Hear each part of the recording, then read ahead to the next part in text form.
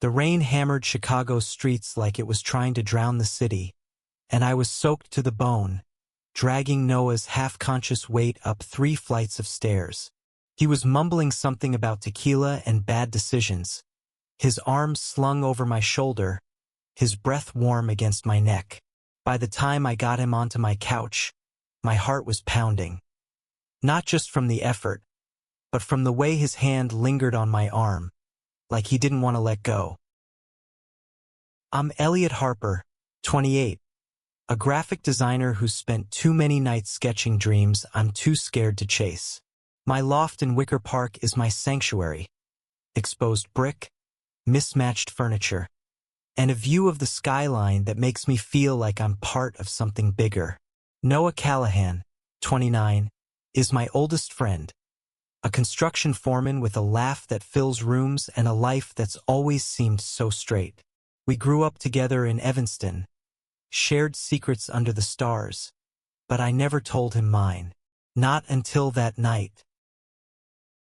It was 2 a.m., and Noah had shown up at my door, drenched and reeking of cheap liquor. His girlfriend, Tara, had kicked him out after a fight. He wouldn't say what about, just that he had nowhere else to go. I didn't ask questions.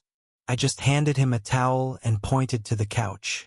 "Crash here," I said, tossing him a blanket. He looked at me with those hazel eyes, glassy but sharp, and said, "You're always saving me, Elle." My chest tightened. I wanted to save him from more than just a bad night. As he sprawled across my couch, I sat in the armchair across from him, sketching absently on my tablet to keep my hands busy. The rain kept pounding, a rhythm that matched my pulse. Noah's voice cut through the quiet. "You ever feel like you're living someone else's life?" he asked, staring at the ceiling. I froze. Noah wasn't the introspective type. He was all action, building things, breaking things, loving women who broke him back. I set my tablet down. "Sometimes," I said carefully. "You?" He laughed, bitter and raw. "All the damn time." He sat up, running a hand through his wet blonde hair. "Tara thinks I'm cheating. I'm not. But I don't know how to tell her she's not what I want anymore." My breath caught. I'd spent years burying my feelings for Noah, convincing myself they were a one-way street. But the way he looked at me then, like he was searching for something, someone, made my carefully built walls tremble. I got up to grab him water, needing distance. In the kitchen, I gripped the counter, willing my heart to slow down. I'd loved Noah since we were 16, sneaking beers by Lake Michigan, his arm brushing mine as we laughed about nothing. He was straight. I was the gay best friend who'd never crossed that line. But that night, something felt different, dangerous, alive. When I came back, Noah was standing by the window, staring at the rain-slicked city. "You ever keep a secret so long it feels like it's eating you alive?" he asked without turning. My mouth went dry. I set the glass down too hard, the clink loud in the quiet. "Yeah," I said, my voice barely above a whisper. "I have." He turned then, his eyes locking onto mine. There was something raw in his expression, something I'd never seen before, vulnerability, maybe, or desperation. He took a step closer, and I swear the air between us crackled. "Elliot," he said, my name sounding like a confession. "I don't know what I'm doing anymore." I didn't move, couldn't. My heart was screaming to close the distance, to tell him everything I'd buried for a decade. But fear clamped down hard. What if this was just the tequila talking? What if I ruined the one friendship that had kept me grounded all these years? "Noah," I started, but he cut me off. "Don't," he said, his voice low, almost pleading. "Don't say it's okay. It's not." He took another step, close enough that I could feel the heat of him, smell the rain and liquor on his skin. "I've been running from something my whole life, Elle, and I'm so tired. The room felt too small, the world too big. I wanted to ask what he meant, but I was terrified of the answer. Instead, I said, "You don't have to run alone." It was the closest I'd ever come to admitting how I felt. His eyes widened, and for a moment, I thought he'd bolt. But he didn't. He reached out, his fingers brushing my wrist, tentative, like he was testing the weight of a truth he wasn't ready to carry. That touch, it was electric, a spark that lit up every nerve in my body. I didn't pull away, neither did he. We stood there, caught in the gravity of a moment that could change everything. The rain kept falling. The city hummed beyond the walls, but all I could hear was the sound of my own heart, beating too loud, too fast. And then he leaned in. The world stopped when Noah's lips brushed mine. It wasn't a kiss. Not yet. Just a hesitant graze, like he was asking a question he didn't know how to phrase. My breath hitched, and every rational thought I'd ever had about keeping my distance from Noah Callahan burned to ash. I pulled back, just an inch, searching his face. His eyes were wide, uncertain, but there was something else there. Something hungry, something real. "Noah," I whispered, my voice shaking. "What are you doing?" He didn't answer right away. His hand was still on my wrist, his grip tightening like he was afraid I'd vanish. "I don't know," he admitted, his voice rough. "But I've wanted to do that for longer than I can admit." My heart slammed against my ribs. This was Noah, my straight best friend, the guy who'd dated cheerleaders and baristas in Terra, the guy who'd never once hinted at this. But the way he was looking at me now, like I was the only thing tethering him to the earth, told a different story. I should have stopped it. I should have laughed it off, blamed the tequila, and sent him to sleep it off on the couch. But I didn't. I leaned in, closing the distance, and kissed him. It was soft at first, cautious, like we were both afraid of breaking something fragile. Then his hands slid to the back of my neck, pulling me closer, and the kiss deepened, urgent and desperate, like we'd both been starving for this without knowing it. When we finally broke apart, gasping, the room felt different, charged, like the air before a storm. Noah's forehead rested against mine, his breath ragged. "Elliot," he said, my name a lifeline. "I'm sorry. I didn't mean to." "Don't." I cut him off, echoing his earlier plea. "Don't apologize."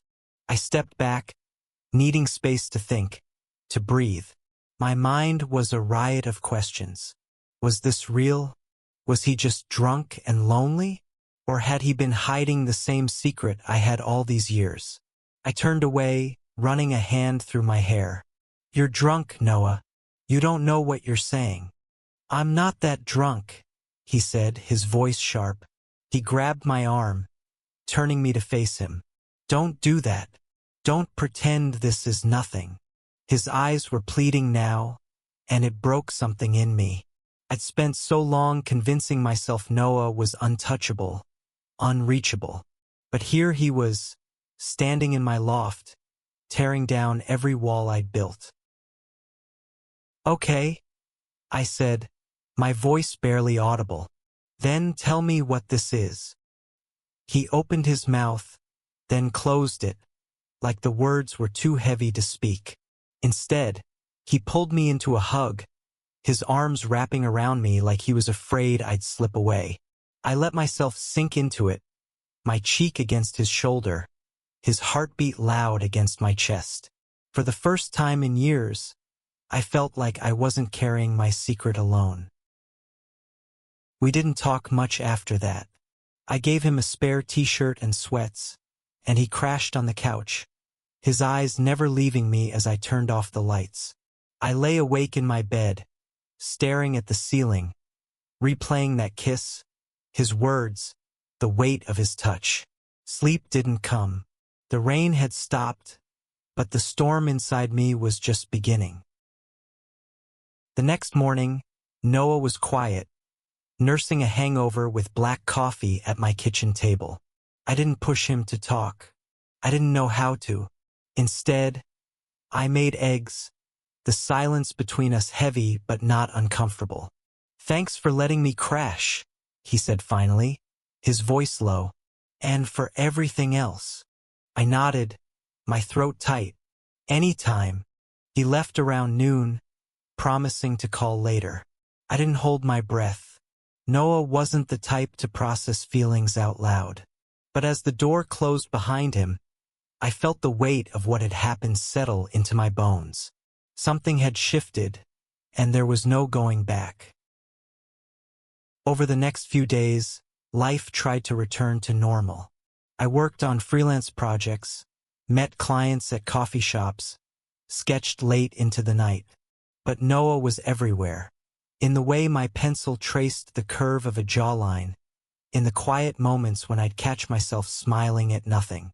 He texted a few times, short messages about work or the weather, but nothing about that night. I didn't bring it up either. Fear kept me quiet. Fear that I'd imagined it, that he'd regret it, that I'd lose him for good. Then, on Friday, he showed up at my door again. Sober this time, his hands stuffed in his jacket pockets, his expression unreadable. "Can we talk?" he asked. My heart leapt into my throat. I nodded, stepping aside to let him in. He paced my living room, restless, like a caged animal. "I can't stop thinking about you," he said finally, his voice raw. "About that night. About us." He stopped, looking at me like I held the answers to questions he was too scared to ask. "I've never felt like this before, Elle. Not with Tara, not with anyone. And it's freaking me out." I swallowed hard, my pulse racing. "Me too," I admitted. "But Noah, you're straight. You've always been straight." He laughed, a sharp, bitter sound. "That's what I thought too.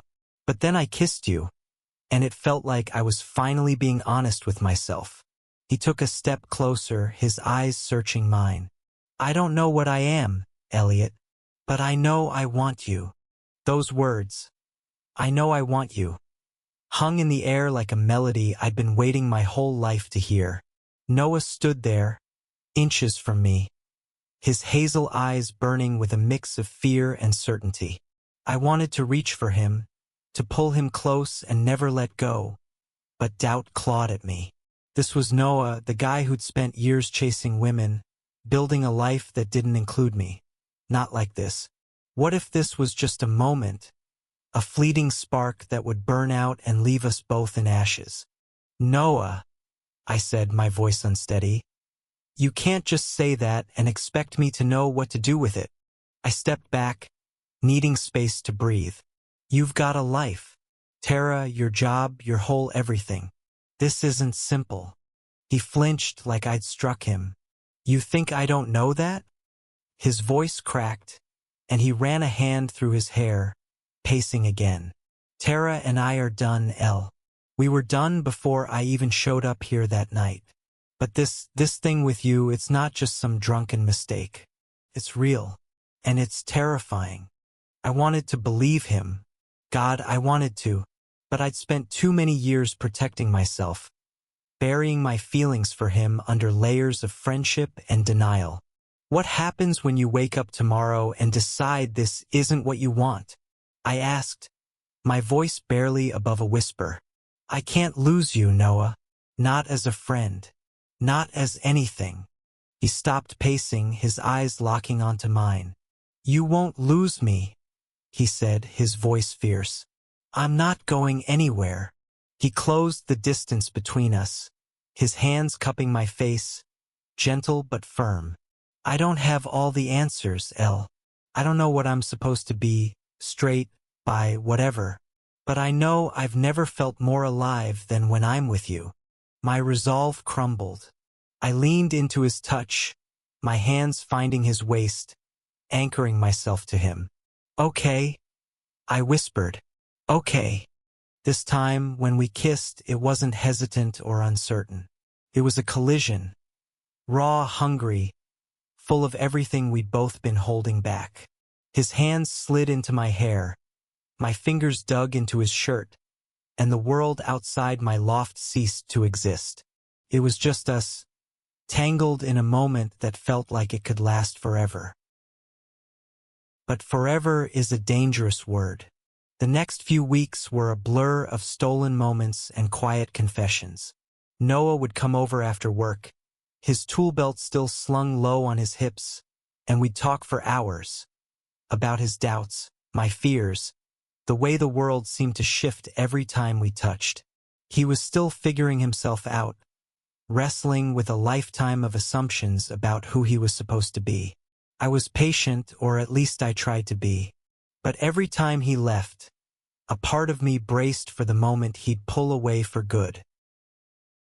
One night, we went to a dive bar in Logan Square, a place with sticky floors and neon signs that flickered like they were on their last legs. Noah was nervous, his knee bouncing under the table as he scanned the room. "You okay?" I asked, sipping my beer. He nodded, but his eyes were distant. "Just feels weird, being out with you like this. People might think—" He stopped, his jaw tightening. "Think what?" I pressed, my stomach twisting. "That we're together?" He met my gaze, his expression softening. "Yeah, and I don't know if I'm ready for that." He reached for my hand under the table, his fingers lacing through mine. "But I want to be." That night, back at my place, we didn't just kiss. We crossed lines we couldn't uncross, our bodies saying what words couldn't. It was messy and beautiful, like a song you hear once and can't forget. But the next morning, Noah was quiet again, his eyes shadowed with something I couldn't read. "I need time, Elle," he said as he pulled on his jacket. "This is a lot." I nodded, swallowing the lump in my throat. "Take all the time you need." But as the door closed behind him, I felt the first cracks in my heart. Days turned into weeks, and Noah's visits grew sporadic. He'd text apologies, blaming work or family drama, but I could feel him pulling away. I threw myself into my art, sketching scenes of us that I'd never show anyone. Moments of him laughing, his head thrown back, or the way his eyes softened when he looked at me. But the sketches couldn't fill the space he left. Then came the call that changed everything. It was Tara, her voice sharp and accusing. "Elliot, what the hell did you do to him?" she demanded. My heart stopped. "He's a mess. He won't talk to me, won't see me. He just keeps saying your name." Tara's voice cut through me like a blade. "What did I do to him?" I echoed, gripping my phone so hard my knuckles whitened. "Tara, I didn't do anything. He's the one who—" "Don't lie to me, Elliot," she snapped. "Noah's been different since he started crashing at your place. He's not himself. He's broken." Her voice cracked on the last word, and I realized she wasn't just angry. She was scared. Scared for Noah, maybe even for herself. I didn't know what to say. How do you tell someone that the man they love might be in love with someone else? Someone like me. After I hung up, I sat on my couch, staring at the spot where Noah had kissed me that first night. The memory was so vivid it hurt, the way his hands had trembled, the way his breath had caught. But Tara's words echoed louder. Broken. Was I breaking him? Or was he breaking himself, trying to reconcile the man he'd always been with the one he was becoming? I didn't hear from Noah for a week. 7 days of silence that felt like a lifetime.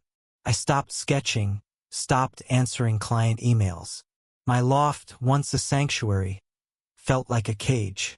I kept replaying every moment we'd shared, searching for the point where I'd gone wrong. Had I pushed him too far? Had I let myself hope too much? Then, one evening, there was a knock at my door. I opened it to find Noah, his face pale, his eyes red-rimmed. "Can I come in?" he asked, his voice barely audible. I stepped aside, my heart in my throat. He didn't sit. He just stood in the middle of my living room, hands in his pockets, looking like he was carrying the weight of the world. "I told Tara," he said finally, "about us, about everything." My stomach dropped. "Everything?" I asked, my voice shaking. He nodded. "I told her I'm not straight, that I'm figuring it out, and that I'm in love with you." The words hit me like a tidal wave, stealing my breath. Noah in love with me. It was everything I'd ever wanted, and yet it terrified me, because he didn't look happy. He looked like a man on the edge. "What did she say?" I asked, dreading the answer. He laughed, a hollow sound. "She called me a liar, said I was confused, that you'd messed with my head." She said. He paused, his jaw tightening. "She said I'd ruin my life if I chose you." I felt sick. "And what do you think?" I asked, my voice barely a whisper. He looked at me then, his eyes raw with emotion. "I think I've been running from myself my whole life, and you're the only person who's ever made me want to stop." He took a step closer, his voice breaking. "But I'm scared, Elle. I'm scared of what this means, of what people will say, of what I'll lose." I reached for him, my hands finding his. "You don't have to do this alone," I said, echoing my words from that first night. "But you have to decide what you want, Noah. Not what Tara wants or your family or anyone else. Just you." He nodded, tears spilling down his cheeks. I'd never seen him cry before, not in all the years we'd known each other. It broke my heart and mended it at the same time. I pulled him into a hug, holding him as he shook, his tears soaking my shirt. "I'm trying," he whispered. "I'm trying so hard." We stayed like that for a long time, wrapped in each other, the world outside fading away. But the world wouldn't stay gone forever. The next day, Noah went to see his parents, a conversation he'd been dreading. I offered to go with him, but he shook his head. "This is something I need to do alone," he said. I watched him leave, my heart heavy with worry. When he came back that night, he looked like he'd aged a decade. "They didn't take it well," he said, his voice flat. "My dad," he said, "he didn't raise a son like that. My mom just cried." He sank onto the couch, his head in his hands. "I don't know if I can do this, Elle." I sat beside him, my hand on his back. "You don't have to have it all figured out," I said. "But you're not alone. I'm here. I've always been here." He looked at me, his eyes searching mine. "Why do you put up with me?" he asked, a faint smile tugging at his lips. "Because I love you," I said, the words slipping out before I could stop them. It was the first time I'd said it out loud, and it felt like jumping off a cliff. His smile widened, and he leaned in, kissing me softly, like he was sealing a promise. Noah's kiss lingered, a quiet promise in the chaos of our lives. We were two people caught in a storm, clinging to each other, hoping we'd come out the other side whole. But love, I was learning, wasn't just about the moments that set your heart on fire. It was about the hard work of building something real. Over the next few months, Noah and I navigated our new reality.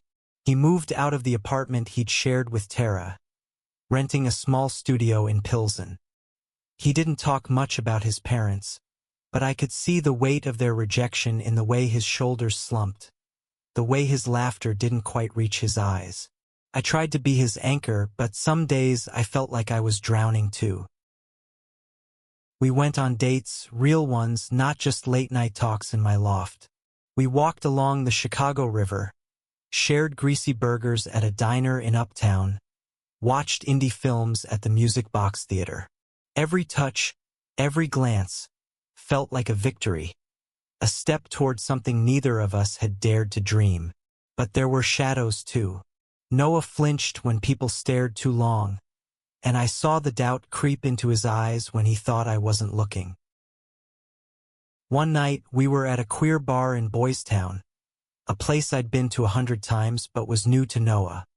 He was quiet, his fingers tapping nervously on his glass. "You okay?" I asked, leaning closer to be heard over the music. He nodded, but his eyes darted to the crowd.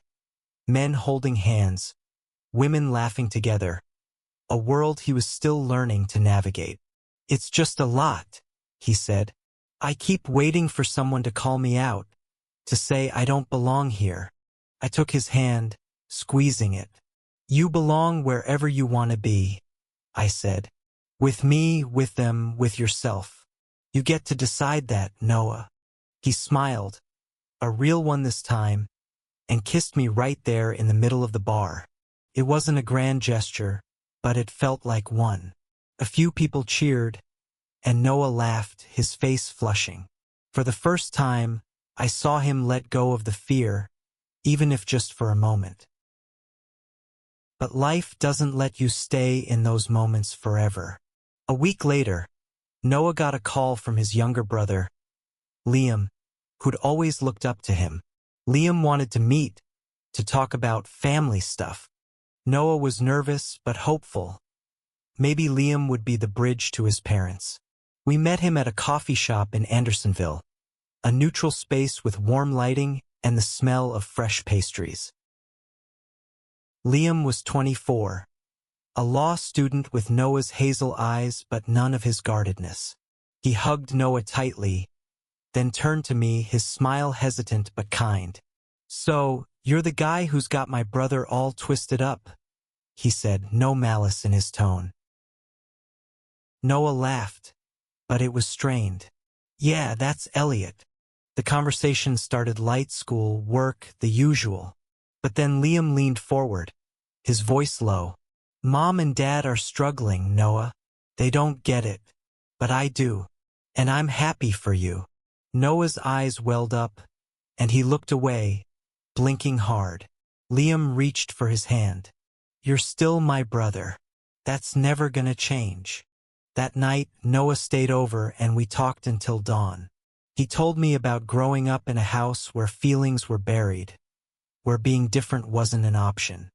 He told me about the fear that had kept him silent for so long, and the freedom he felt with me. "You make me want to be brave," he said, his voice soft.